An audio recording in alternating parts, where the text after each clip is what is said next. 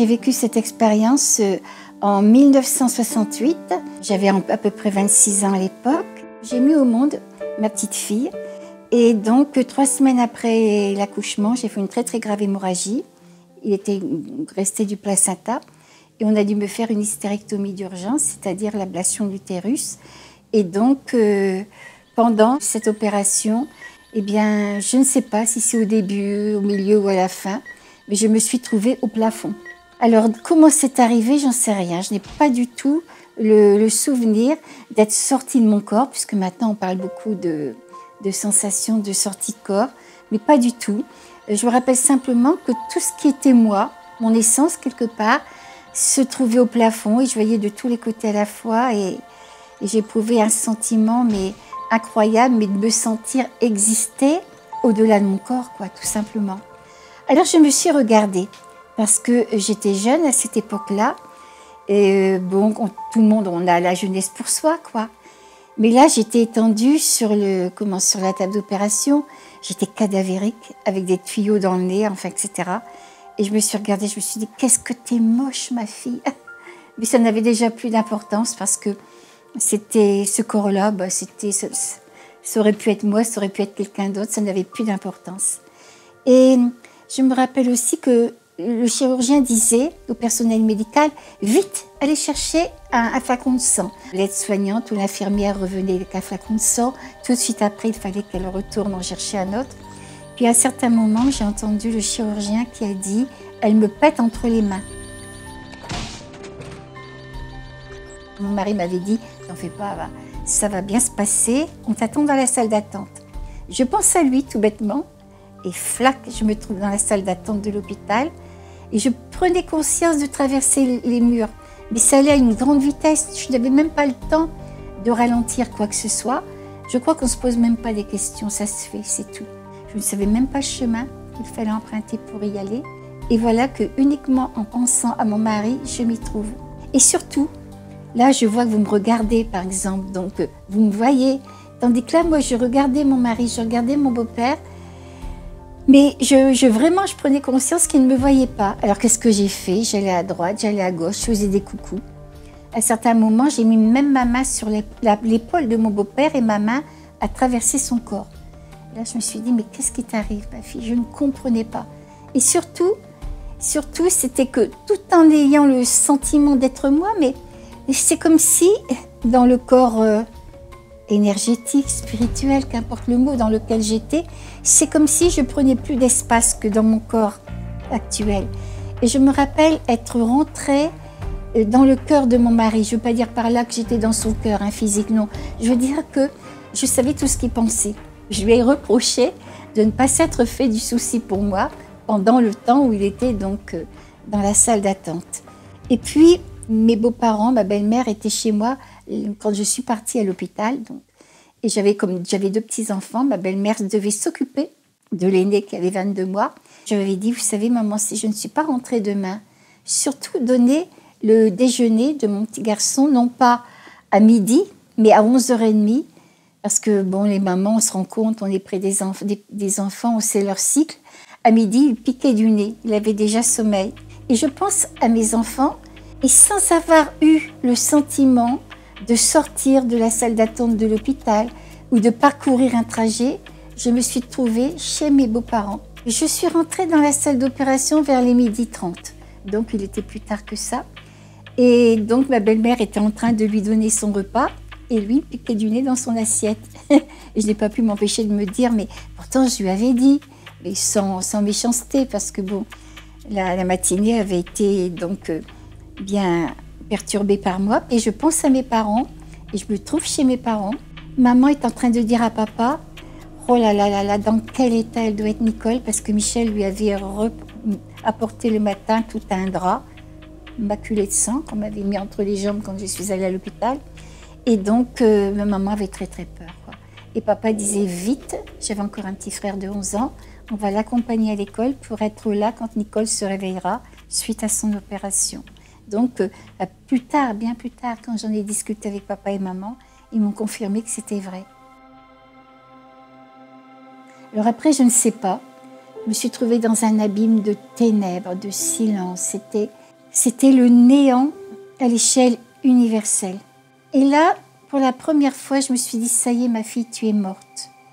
Et puis pourtant, c'était pas possible que je sois morte, parce que pour moi, la mort, ça représente l'arrêt de tout, quoi, de toutes les fonctions cérébrales. C'était pas possible parce que je vais vous faire rire, mais j'étais beaucoup plus intelligente que je ne le suis maintenant. On aurait dit déjà que tout s'était ouvert. Et là, j'ai pensé à ce qu'on m'enseignait lorsque j'étais jeune, que j'allais au catéchisme, qu'on me disait qu'on vivait jusqu'à la fin des temps.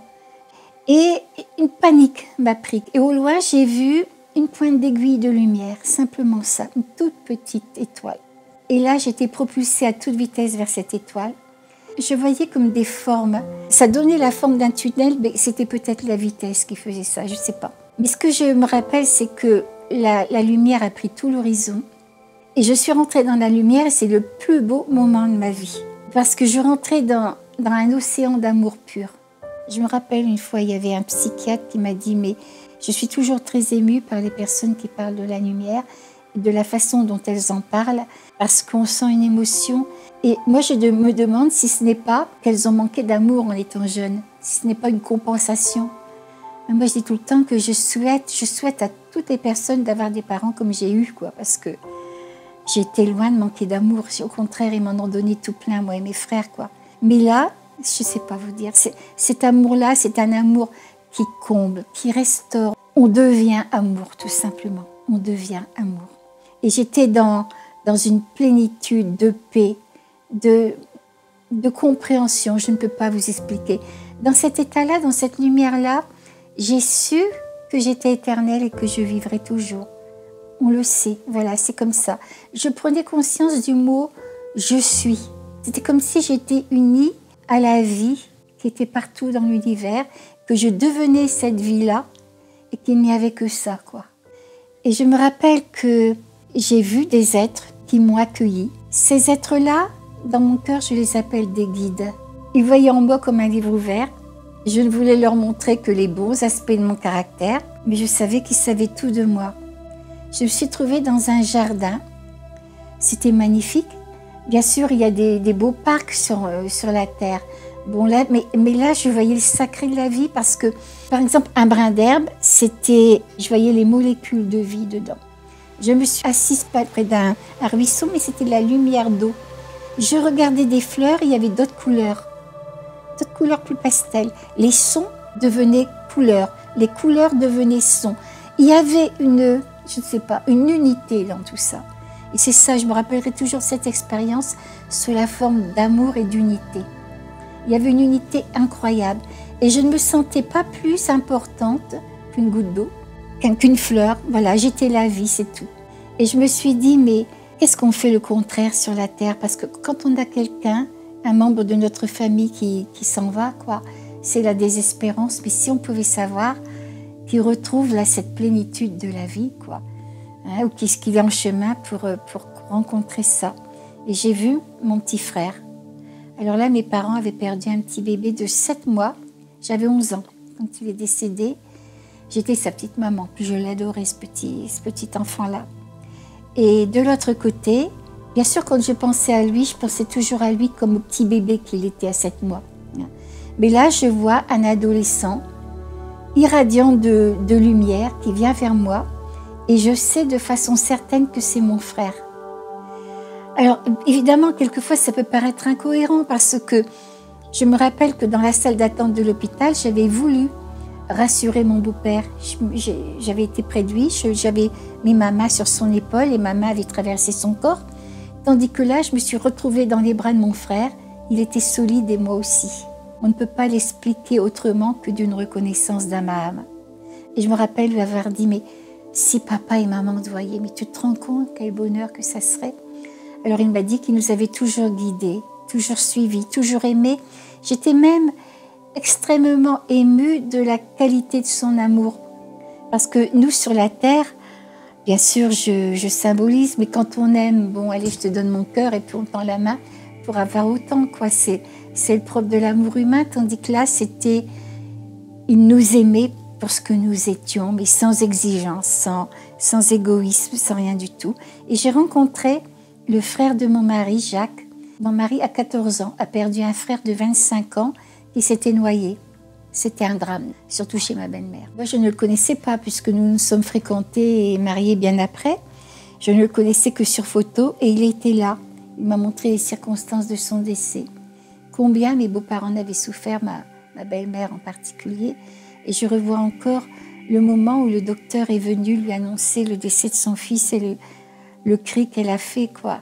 Et plus tard, ça m'a permis même d'être plus indulgente parce que on habitait près de l'un de l'autre, à 50 mètres près, quoi. Elle avait plus qu'un fils, donc c'était les dimanches ensemble, c'était les vacances ensemble. C'était quelquefois pesant, quoi, même étouffant. Et quand je me rappelais la souffrance qu'elle avait eue en perdant son premier fils, ça m'a permis d'être plus indulgente, si vous voulez, envers tout ça. Et puis, je me mets à votre place, vous devez vous dire, oh là là, c'est une succession de choses, quoi. Mais tout s'est passé en même temps. C'est comme un éternel présent, tout est là, tout se passe en même temps. Et puis moi, je suis obligée d'employer des mots qui donnent une succession de faits. Mais à un certain moment, c'est comme si tout l'univers s'est mis à m'apporter sous la forme d'un homme, d'un être magnifique. Je dirais tout le temps que notre cœur connaît. Il ne s'est pas présenté, mais que notre cœur connaît. Et cet être-là m'a dit simplement « Comment as-tu aimé et qu'as-tu fait pour les autres ?» Oh, ces deux phrases toutes simples, mais c'est tellement profond quelque part, tellement profond. Et donc, pendant qu'il me disait ça, on me montrait, certainement sous forme symbolique, je suppose, toute l'humanité avec les bras levés au ciel et qui implorait. Et je ressentais toute la souffrance de l'humanité. Et puis, j'ai revu ma vie à l'envers, donc de mes 26 ans à l'époque, à ma naissance. Alors, c'était bizarre parce que je voyais l'origine de chaque pensée, de chaque émotion qui était à l'origine de chaque acte, etc., quoi. Je me suis vue jeune mariée, je me suis vue avec mes enfants, je me suis vue donc que je fréquentais mon mari. Mais quand j'ai eu ma première poupée, que j'ai arraché la robe de la poupée en l'enlevant de sa robe, avec mon petit chien quand j'allais chez ma grand-mère, et quand j'avais fait quelque chose de bien, j'étais dans le cœur des personnes à qui j'avais fait du bien. Alors ça, c'est quelque chose d'incroyable. Ça, on ne s'imagine pas ça sur Terre. Parce que je suis moi, vous êtes vous, on est bien séparés. Bon, on va se dire des choses gentilles ou désagréables. Mais si je vous dis quelque chose de blessant, je ne suis pas dans votre cœur. Mais de l'autre côté, tout est un. Je suis moi et je suis vous à la fois. Alors là, après avoir eu une telle expérience, je vous assure qu'on fait attention avant de dire ou de faire quelque chose. Parce que quand j'avais fait du mal, j'étais dans le cœur de la personne à qui j'avais fait du mal et je me serais mise dans un trou de souris, bien sûr. Et quand j'avais fait du bien, je recevais le bien que j'avais pu faire à la personne. J'avais beaucoup de distance envers moi-même et je pouvais me voir comme si je regardais quelqu'un d'autre, avec la même distance, avec la même liberté. Là, je prenais conscience véritablement de qui j'étais. J'ai vécu 45 secondes, on m'a dit que cette expérience a duré 45 secondes. J'ai vécu des millénaires. Je me rappelle, on m'a montré comme l'évolution de la Terre. J'avais toutes des informations sur les civilisations disparues. Je me rappelle qu'on me parlait de l'Atlantide. On me disait que Dieu était la force, le mouvement et la vie. Je n'oublierai jamais ça, c'est inscrit. Que tout ce qui va dans le sens de l'unité, c'est bien. Que ma vie par rapport à l'éternité, ma vie actuelle, c'est un battement de paupières. Voilà, c'est tout dans ma vie, c'est tout par rapport à l'éternité. Et c'est vrai que j'étais capable de dire, parce qu'on comprend tout, mais j'étais capable de dire, mais que ta volonté soit faite et non la mienne. Même si j'emploie un langage religieux, ça veut dire quand même j'étais capable de ce lâcher prise là. Et puis on me disait aussi que la vie était partout dans l'univers. On me montrait la réalité d'autres humanités. Et on m'a montré aussi que nous étions à la croisée des chemins. J'ai vécu cette expérience donc en 1968. Mais on me disait qu'il y aurait comme un chômage qui s'étendrait sur le monde entier. Tout était florissant pourtant à l'époque. Et on me parlait d'une peste qui s'étendrait sur le monde entier. Et donc on me montrait tout ce qui risquait d'arriver sur cette terre si on ne changeait pas. Et le si pour moi, il est déterminant. C'est notre part de liberté quelque part. Et on me montrait des choses qui malheureusement s'actualisent en ce moment. c'est-à-dire des tremblements de terre, des problèmes avec la nature, tsunamis, etc. Mais surtout, ce que j'ai vu et qui m'a inquiétée, c'est l'émergence d'une violence inouïe. Cette violence m'a fait peur. Et donc, quelquefois, il m'arrive de dire qu'on en est tous responsables quelque part. On m'a montré que j'étais déjà venue sur la terre. Alors, je suis élevée dans la religion catholique traditionnelle. C'est évident qu'on ne parle pas de renaissance, mais de l'autre côté, c'était évident pour moi. J'ai vu que j'avais déjà... Je ne voyais pas des vies entières qui se déroulaient, je voyais des fragments d'autres vies. Et on me disait qu'on revenait tant qu'on n'avait pas acquis assez d'amour et de sagesse, que tout était une question d'évolution. J'ai une amie qui a vécu aussi cette expérience, et elle, on lui a montré d'une façon différente. On lui a montré une roue sur laquelle était inscrit vie, mort, vie, mort. Et quand elle regardait vie, elle se remémorait une vie qu'elle a vécue. Et mort, l'entre-deux, l'entre-deux. Et on lui a montré une main qui s'échappait de cette roue, parce qu'un jour, on n'aurait peut-être plus besoin de ces expériences terrestres.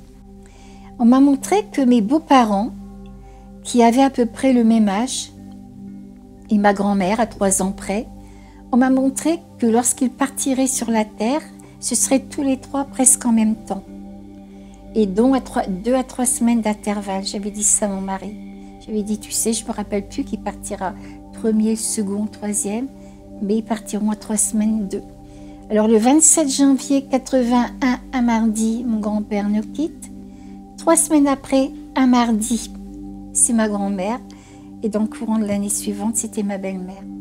Et j'avoue que ce sont des choses concrètes comme ça qui ont incité mon mari finalement à me croire, Et là, j'ai vu ce que serait ma vie quand je reviendrai, entre le moment où je revenais et le moment où je partirai définitivement. Et j'ai vu que j'aurais beaucoup d'épreuves et de souffrances, et je me suis vue pleurer bien des fois. Et là, je me suis dit, mais qu'est-ce que j'ai donc fait à Dieu pour mériter toutes ces épreuves, toutes ces souffrances? Et on m'a dit qu'avant de naître, je les avais acceptées, parce qu'à travers elles, je grandirais. Et là, je vous assure que c'est encore peut-être une partie égoïste en moi. J'ai demandé que me soit donné en une seule vie ce qu'il me restait à vivre dans d'autres vies sur cette terre, parce que pour moi, la terre, c'est vraiment l'enfer. Je ne voulais plus revenir. Et on m'a dit qu'on ne pouvait me donner plus que mes épaules ne pouvaient supporter.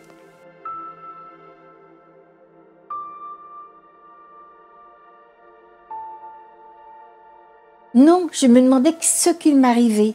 J'ai eu conscience d'être morte, c'est quand je me suis retrouvée dans cet abîme de ténèbres et de silence, dans ce néant. Mais avant, je me posais la question. Tout était pour moi réel. Bon, j'étais vivante. Je pense à mon mari, je suis près de mon mari, je traverse les murs. Alors là, qu'est-ce qui m'arrive? Mais je ne me suis pas posé la question, c'est un rêve. Non, c'est pas possible. Et même quand on me demande, bien des fois on me demande, Madame Zron, vous ne croyez pas que c'est un rêve? Cette expérience, ça n'a rien à voir avec un rêve. Je dirais parce que on comprend dans une telle expérience que nous, dans ce qu'on appelle notre réalité maintenant, eh bien, c'est qu'un dixième, peut-être même pas, de ce qu'on est en totalité. On est infiniment plus que ce qu'on vit au quotidien, infiniment. The important thing to understand is that Gateway Valley was much more real than this world. Far sharper, crisper, and more real than this. This is very dreamlike by comparison. That was a deep, deep mystery to me for a long time, trying to understand that ultra reality. It's very hard to put it into words. Later on, when I was trying to explain all this, and my original default was this had to be some crazy brain effect, some wild hallucination or drug effect or dream. That's what I was trying to explain it as. But after many, many months and going over all this with my doctors and everything, we came to realize, well, it was way too real to be real because it really happened. But it didn't happen in my brain, and it didn't happen in the physical universe. It was a much deeper clue about the nature of all existence, and in many ways confirmed tens of thousands of other near-death experiences and other spiritually transformative experiences, not to mention the writings of religious mystics and prophets and those writing about the afterlife going back thousands of years, because we're all talking about the same thing. Ce que je me rappelle, c'est quand je suis allée dans la lumière, c'était direct. Quand je suis revenue, j'avais le sentiment de... comme si je descendais, que je traversais d'autres plans de conscience plus denses. Et j'ai vu des personnes qui étaient près de la terre, qui étaient quelque part comme accrochées à la terre. Et j'ai envie de dire à chaque fois, si vous avez perdu un membre de votre famille, un ami, pensez à lui. Envoyez-lui de l'amour.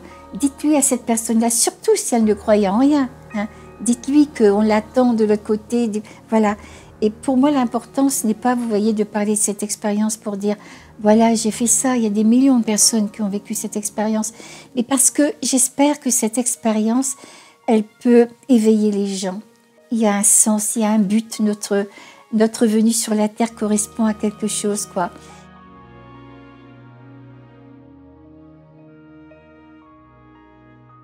On m'avait déjà demandé, est-ce que je voulais rester de l'autre côté ou est-ce que je voulais revenir sur la terre? Je sais qu'il y a des personnes à qui on a demandé ça et d'autres non. Ça peut paraître monstrueux, mais je n'avais pas envie de revenir. J'avais pourtant un mari et des enfants. Mais vous allez comprendre, quand j'étais, moi j'appelle ça la pointe de mon âme, la dimension ultime de moi-même, eh bien, j'étais capable de remettre mon mari et mes enfants à la providence divine en sachant que tout ira bien pour eux. Parce que j'étais tout et eux, ils seraient en moi. Moi, je n'aurais pas été privée d'eux. C'est eux qui auraient été privés de moi. Mais si je redescendais tant soit peu, ce que j'appelle dans ma conscience humaine, dans mon humanité, j'avais peur que mes enfants soient orphelins, qu'ils en souffrent, de ne pas voir leur maman. Je ne voulais pas non plus qu'ils tendent leurs bras à une autre maman que moi. Je voulais que mon mari soit heureux, mais pas dans les bras d'une autre femme. Vous voyez, donc j'ai eu l'impression que durant l'expérience, je pouvais être à la pointe ultime de moi-même et puis je pouvais redescendre aussi.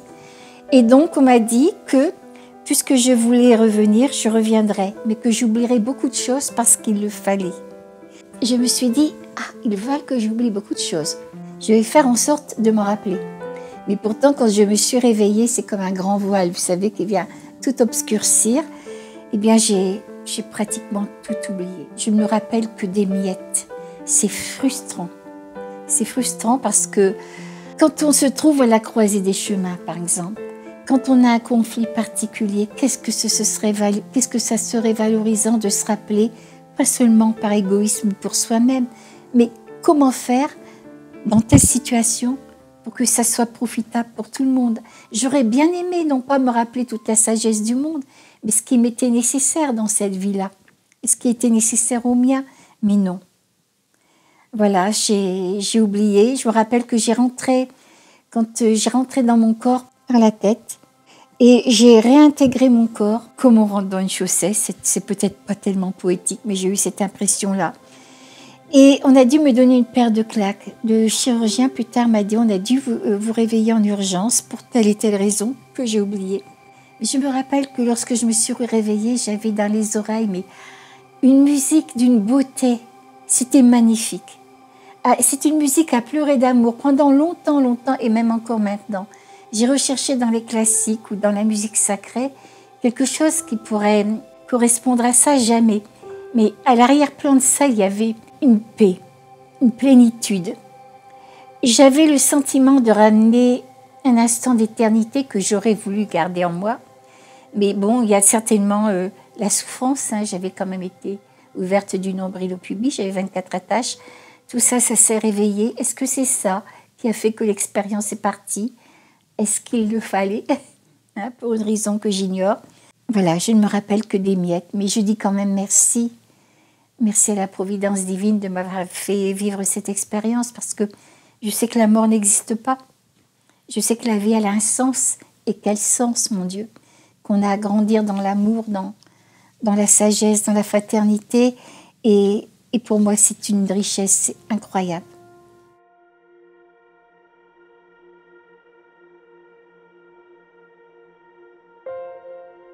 Une infirmière que j'ai rencontrée lors de ma première sortie, un mois après, dans un magasin. Cette infirmière-là est venue à moi et c'est elle qui m'a abordée en me disant « Bonjour la petite ressuscitée ». Et donc, je lui disais, je ne vous connais pas. Et elle m'a dit, mais oui, moi je vous connais bien parce que j'assiste à votre opération. Qu'est-ce que vous nous avez fait peur? Alors évidemment, j'en ai profité pour lui demander tout ce qui m'était arrivé parce que, en principe, les docteurs, les chirurgiens n'ont pas le temps. Ils sont très, très prudents. Ils ont évidemment mon mari que je revenais de loin, mais que tout danger semblait dorénavant écarté. Et à l'hôpital, on m'appelait la petite ressuscitée. Et pendant les 10 jours où je suis restée à l'hôpital, je peux dire que presque tout le temps, j'avais quelqu'un près de moi parce que je revenais de loin. Je crois qu'il fallait être prudent pendant longtemps. Et c'est là qu'elle m'a dit que je n'ai pas le droit de vous le dire en tant qu'infirmière, mais après tout, vous êtes bien là, elle m'a dit. Donc, vous n'êtes pas morte. Donc, Madame Dron, vous avez été morte, elle m'a dit. Vous êtes morte pendant... Alors, j'ai demandé combien de temps? 45 secondes avec électrocardiogramme plat. Il faut savoir que dans les 15 secondes qui suivent l'arrêt cardiaque, le cerveau s'arrête de fonctionner. Il n'y a aucune activité électrique décelable au bout de 30 secondes. Au début, c'est 15 secondes. 15 secondes, ça commence à décliner. Au bout de 30 secondes, il n'y a plus rien. Et on sait que dans les conditions optimales de surveillance de l'activité cardiaque, c'est-à-dire dans nos unités de soins intensifs ou de réanimation, il y a une période incompressible d'au moins 2 minutes avant qu'on donne les premiers soins et que le cœur reparte. Donc, on sait très bien que toutes les personnes qui ont présenté un arrêt cardiaque sont bien revenues d'une mort clinique. Ils sont revenus de la mort. Et dans 18%, ils nous racontent ce qu'ils ont vu et vécu. Donc, on ne peut plus dire aujourd'hui, personne n'est revenu de la mort pour nous raconter ce qui se passe. Ben oui, il se trouve que grâce au progrès de la réanimation, il y a des gens qui sont revenus de la mort. Vous savez, quand je me suis réveillée, premièrement, j'ai eu à gérer pendant 2 jours une douleur énorme. On ne pouvait pas me donner des calmants comme on le fait maintenant, hein, bien sûr. Il y avait une raison. Donc, pendant 2 jours, c'était atroce. Et au bout de 2 jours, quand ça commençait à aller un petit peu mieux, je me rappelle que j'aurais aimé pouvoir dire donc aux chirurgiens, vous savez, j'ai vécu ça. Est-ce que vous connaissez dans vos patients quelqu'un qui a vécu cette expérience-là? Puis j'ai pas osé. Et je crois que c'est comme on a besoin de se protéger quelque part, un instinct de conservation. Je n'ai pas osé parce que je n'étais pas partie de l'autre côté avec un appareil photo. Et j'avais peur de ce que le médecin pouvait penser. Mon mari, plus tard, m'a dit, t'as bien fait. Il m'a dit parce que, admettons, moi je ne connaissais pas ces expériences-là. Admettons que j'aurais dit au docteur, Nicole, elle a vécu ça, qu'est-ce que vous en pensez? Puis que le docteur aurait dit, oh, vous en faites pas, après une bonne nuit, tout va rentrer dans l'ordre. Comme on aurait dit à l'époque. Puis si le lendemain, c'était pas rentré dans l'ordre, et si 8 jours après ou 1 mois après, j'aurais continué à dire au docteur ça, comme le père Brune dit, hein, il y en a beaucoup qui ont été après psychiatrisés. Hein. Je sentais ça. Et je ne me sentais pas assez forte pour en parler. Je n'avais pas les mots pour le dire. Surtout, je n'avais pas les mots. Et je risquais de me trouver devant des personnes qui n'auraient pas compris, faute de ne pas l'avoir vécu, tout simplement. Et puis pour moi, ça aurait été désacraliser l'expérience. Alors oui, j'étais très longtemps sans en parler. Même à mon mari. Mon mari, c'était 8-10 ans après. Et j'ai vécu très mal ça. Et je ne voudrais plus repasser ce moment-là. Parce que, quelque part, il y avait une peur en moi d'en parler, peur qu'on ne me comprenne pas, qu'on ne me croie pas, peur de passer pour une illuminée, dans le mauvais sens du terme, et je me reniais pour être comme tout le monde.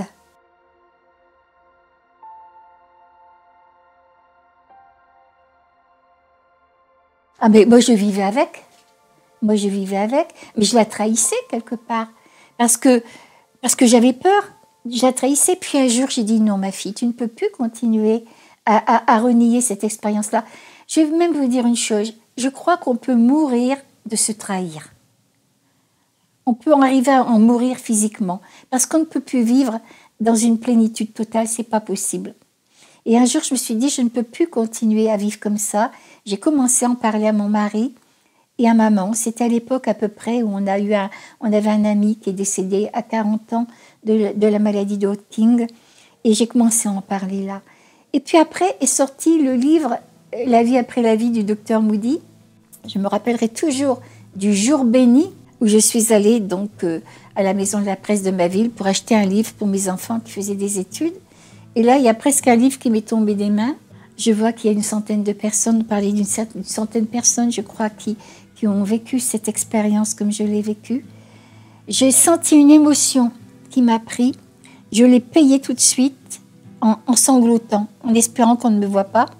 Et là, j'ai acheté ce livre en plusieurs exemplaires parce que ça m'a permis de le passer aux personnes à qui j'en parlais après.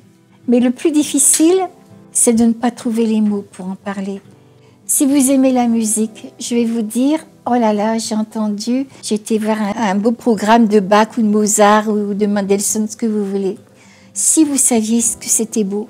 Hein? Alors j'ai beau vous décrire le morceau de musique, que c'était émouvant, que ça m'avait emmené sur des hauteurs, etc. Vous allez faire oui. Mais si je vous dis rien, et puis qu'on y va ensemble, et puis qu'on écoute tous les deux, vous le sentirez. Et le ressenti qu'on peut avoir dans ces expériences-là, c'est pas un ressenti qui peut se traduire avec de l'émotion, uniquement de l'émotion, ou des choses intellectuelles. Ça transcende, ça dépense tout ça. Il y a pas le mot pour expliquer ça. Cette notion d'amour infini. On ne peut pas.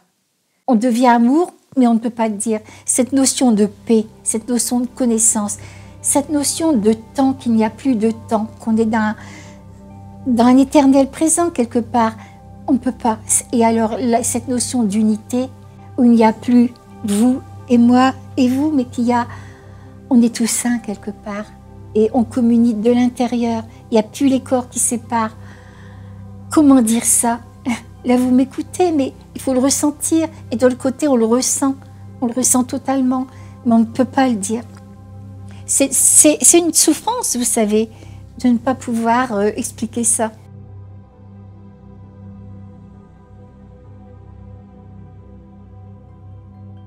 Il y a une progression.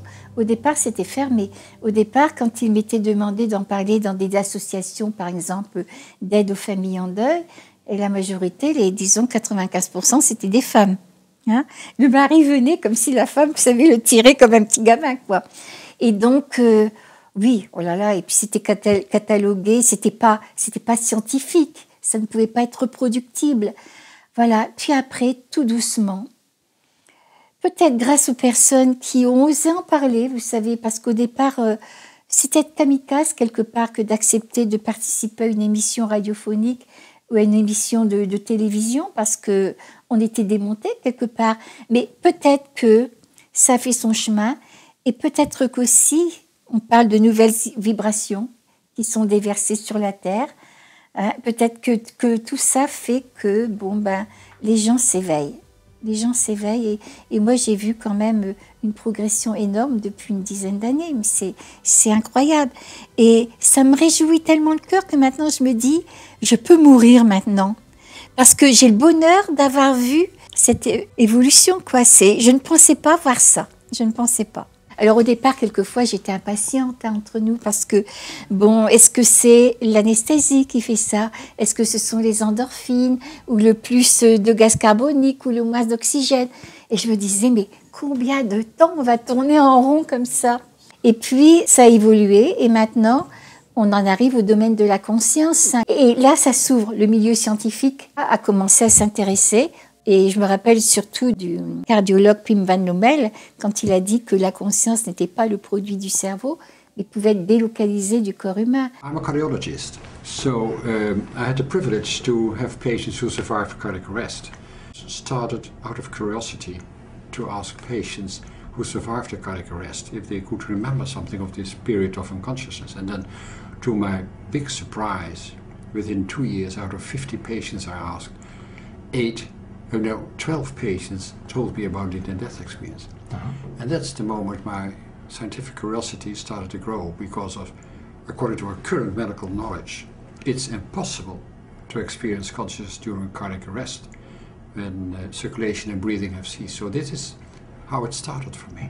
I have learned as a medical student and as a young doctor that we have the assumption, it shouldn't be discussed, that consciousness is a product of the function of the brain. So that's the reason it's impossible to experience consciousness when you have a cardiac arrest. But is there any scientific evidence that consciousness is produced by the brain? No, it's a non-proven assumption. It's just an hypothesis. But everybody accepts it because most people have the experience that you experience consciousness when you're awake.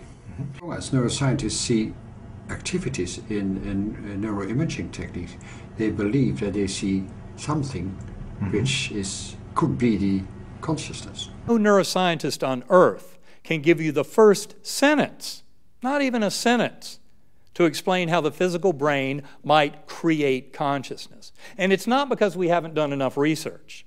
You know, the 1990s were the decade of the brain, and Obama has recently earmarked a significant amount of federal funding to additional study the brain. The more we study the brain, the more we realize it does not create consciousness. On est face à une phénoménologie inexplicable. C'est d'accord, elle ne rentre pas dans nos dogmes scientifiques.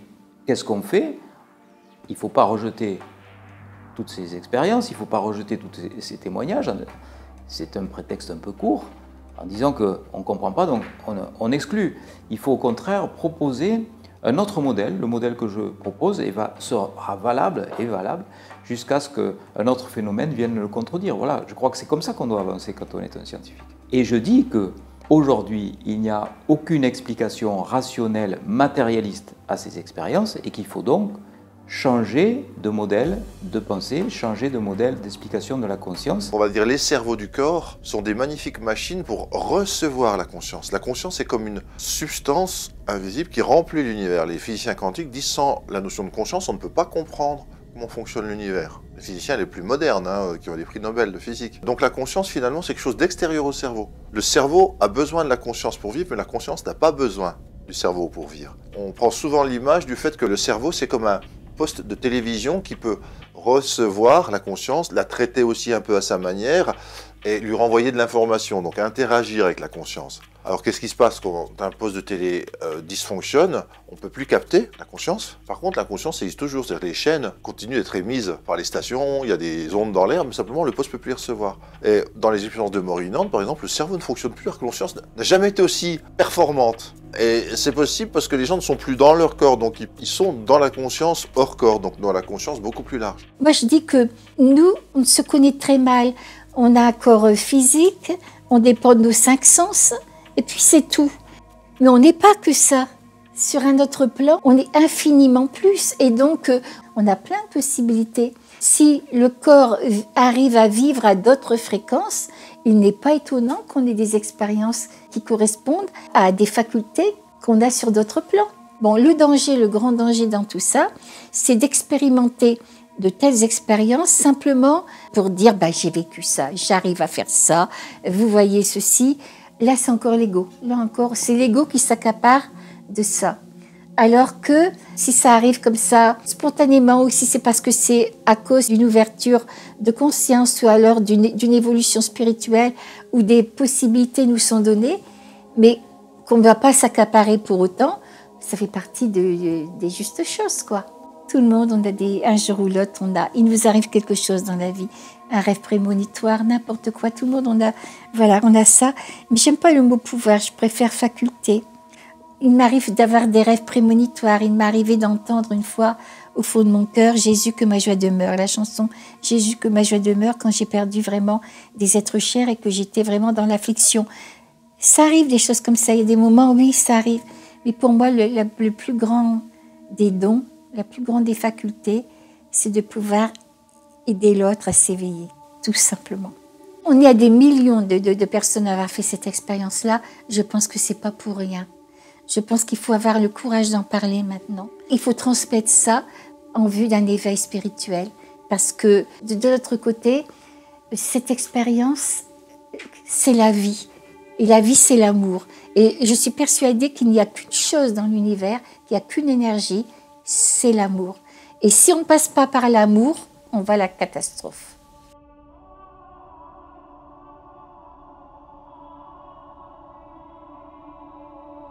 La Terre, c'est un être vivant, c'est quelque chose de magnifique. Elle est parfaite quelque part, mais nous, qu'est-ce qu'on en fait de cette Terre-là? Qu'est-ce qu'on en fait? On me disait que telle et telle chose arrivera si on ne change pas de conscience. Comme je le disais tout à l'heure, le si est déterminant. Et je pense que si on devient plus aimant, plus fraternel, si on change de de conscience, évidemment. Toutes les choses qui m'ont été montrées, soit elles arriveront, mais atténuées, soit elles n'arriveront pas du tout. Ce qui nous est demandé, c'est ne pas entretenir notre peur, mais c'est de nous transformer, de devenir meilleur, de devenir plus fraternel, etc. Parce que c'est ça qui fera changer les gens. Alors oui, j'ai vu des choses difficiles. Je voyais par exemple, à un certain moment, le feu dans le ciel, et puis des corps qui étaient calcinés. Alors on peut interpréter ça au premier degré. Est-ce qu'il y aura une guerre nucléaire? Est-ce que c'est la couche d'ozone? Bon, mais on peut aussi interpréter ça symboliquement, parce que disons que l'enseignement que j'ai eu de l'autre côté, c'est aussi un enseignement sous une forme symbolique. Et je me suis bien sûr intéressée à tout ça, et je sais, sur un certain plan, quand on voit le feu dans le ciel, eh bien, ça représente, si vous voulez, une initiation des pensées, la purification des pensées. Alors, c'est évident que je peux avoir cette information-là sur ce plan-là. Mais je ne peux pas m'empêcher de penser, si on ne fait pas ce travail intérieur qui nous est demandé individuellement et collectivement, si on ne le fait pas, eh bien, est-ce que la nature se mettra pas en colère et est-ce que, voilà, on n'en arrivera pas à ça?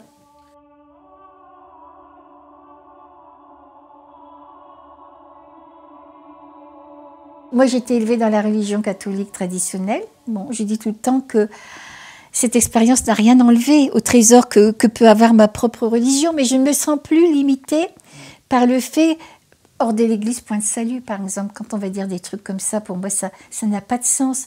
Et le poids de l'institution religieuse qui sont fixés à des dogmes, non, pour moi, ça n'a plus de sens. Pour moi, c'est la religion de l'amour. Tout simplement. Si on me demande de quelle religion je fais partie, la religion de l'amour. De quelle philosophie? La philosophie de l'amour. Parce que l'important pour moi, ce n'est pas d'appartenir à une religion, c'est d'accéder à travers elle à l'essence de la religion.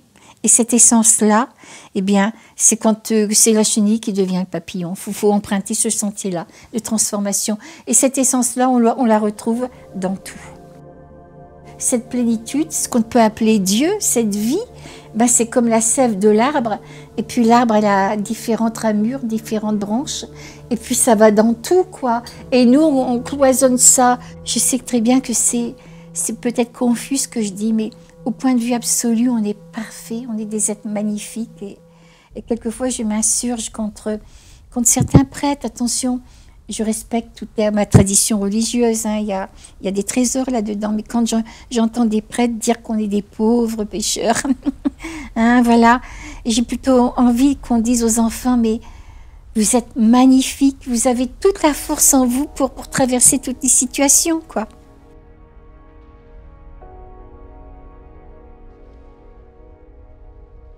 Ça change tout, mais il faut du temps.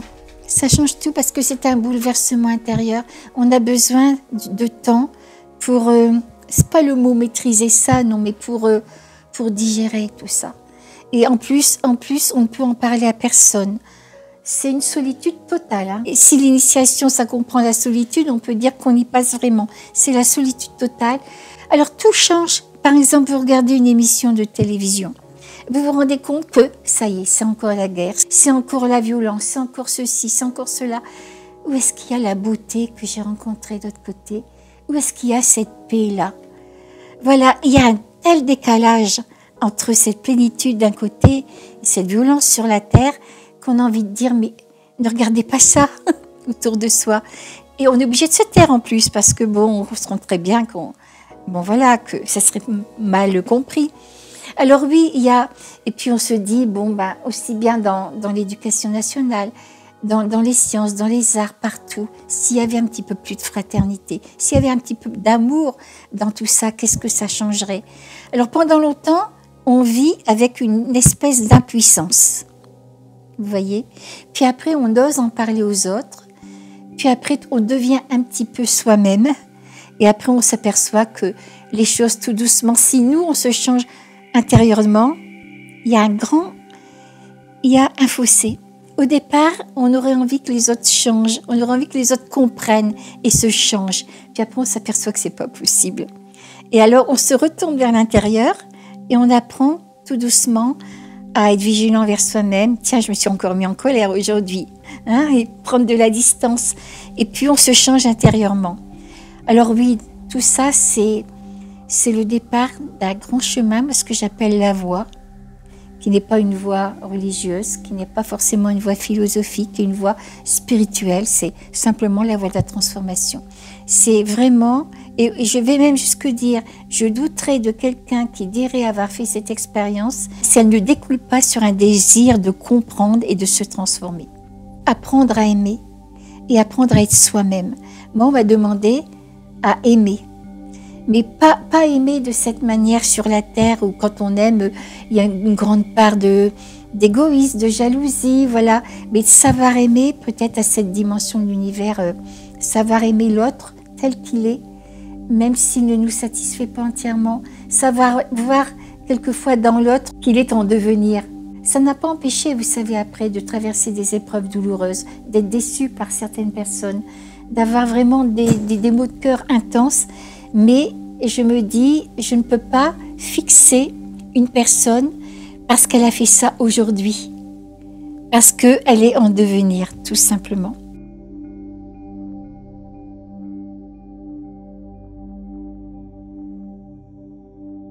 Les personnes qui sont dans la souffrance parce qu'elles ont perdu un être cher, par exemple, alors je leur dirais qu'on se reverra, que la mort n'existe pas, qu'on se reverra. Ça n'enlève pas la souffrance, mais ça enlève la désespérance, tout simplement. La vie continue, et voilà. Et de penser à la personne qui est partie comme si elle est encore là, parce qu'elle sera là. Pour les personnes qui ont des graves problèmes, qu'on a accepté quelque part de vivre certaines épreuves que nous, on considère comme épreuves. Nous, tout ce qui nous va bien, on dit c'est bon. Tout ce qui nous va moins bien, on dit c'est mal. On n'en veut pas, c'est normal, on écarte. Mais dans une certaine dimension, tout n'est qu'expérience. Parce que ces expériences-là, même si on les catalogue de négatives, eh bien, dans le creux de ça, eh bien, on apprend des choses. Par exemple, j'aurais accepté, dans cette expérience-là, j'aurais accepté le fait de revenir sur la Terre d'un fauteuil roulant, si vous voyez, par exemple. Alors que pour moi, mon Dieu, fou, là là.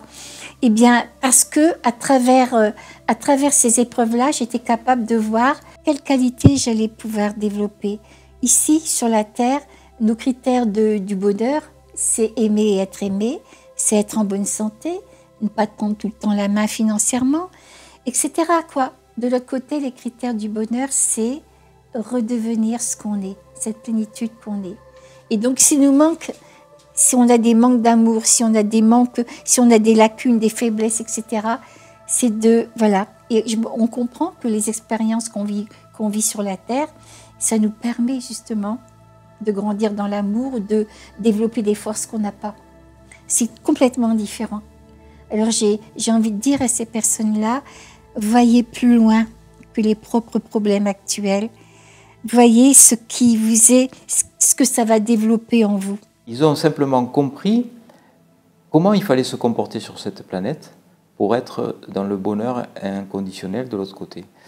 Parce que les gens qui vivent une expérience négative, ils vivent ça plutôt comme un avertissement de l'au-delà, leur disant bah, « tu vois comment ça va se passer si tu continues ta vie comme tu l'as commencé ».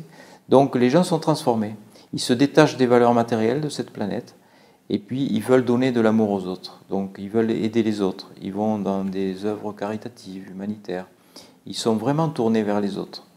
Ils ont compris l'essentiel de ce que l'on devait faire sur cette planète pour être heureux. Être dans le bonheur, c'est donner de l'amour aux autres.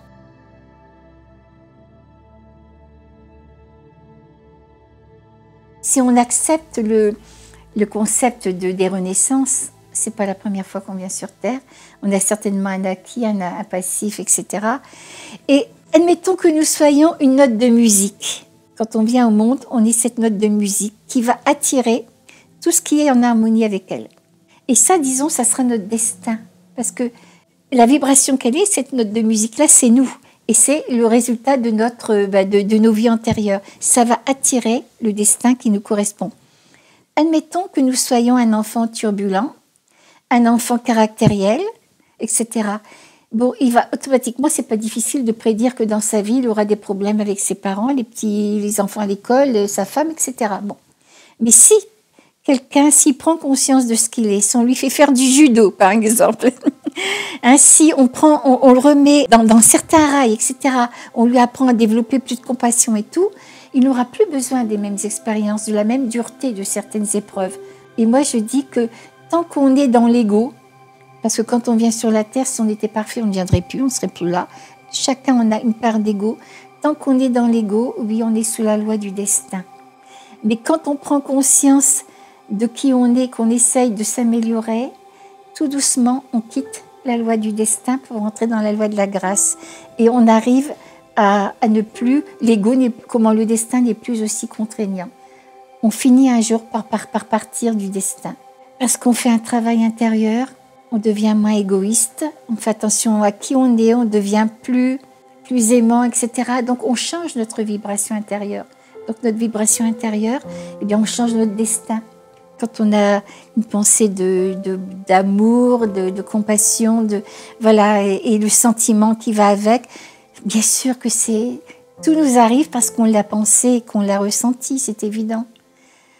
D'où l'importance d'être vigilant envers soi-même. D'où l'importance de savoir, de parler de ses expériences, non pas pour dire, vous voyez, j'ai vécu ça. Hein. Comme je l'ai dit, il y a tellement de personnes qui ont vécu ça, mais pour dire, cette expérience m'a fait comprendre que c'était important de se découvrir tel qu'on était, de s'améliorer, parce qu'on change soi-même, on change le monde. Et on change aussi notre statut de l'autre côté quand on va mourir, parce que j'ai traversé différents plans de conscience. Et je sais très bien que c'est pas parce que j'ai vu la lumière que j'irai. Oui, bien sûr, on voit la lumière, mais tant qu'on n'est pas devenu soi-même lumière, on ne peut pas. C'est une sorte d'osmose, c'est une densité de l'âme. Donc, en prenant conscience de tout ça, eh bien, on s'améliore, on améliore tout autour de nous.